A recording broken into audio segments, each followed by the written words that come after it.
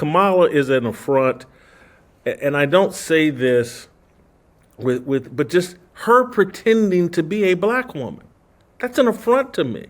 And that's not out of some racial pride of, hey, I don't want you in this group, but it's just she's piggybacking something that her family heritage has nothing to do with. Her mother's an Indian, her father was from Jamaica. She's not a part of the people that are whose ancestors were slaves. This is just like a grift. She's no different than Barack Obama used it as a grift to advance his career.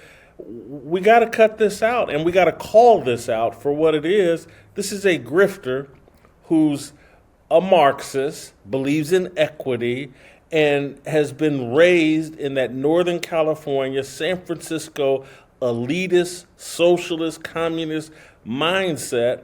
And just go look at San Francisco, and is that really what we want for the rest of the nation? We got to call it out.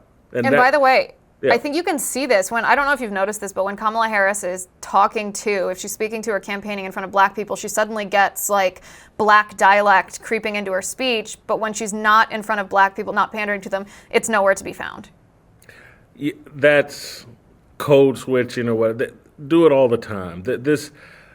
And that's why we have to, myself, I'm a believer, all these identities that we're taking on that have nothing to do with Jesus Christ, they're all a burden.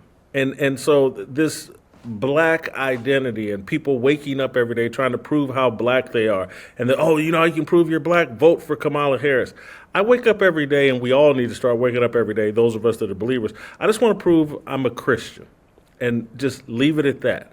And all these other things are a distraction that are actually killing, harming us. And it's why, again, we have drag queens in schools, and why we have just all the chaos. We're destroying ourselves with our idolatry.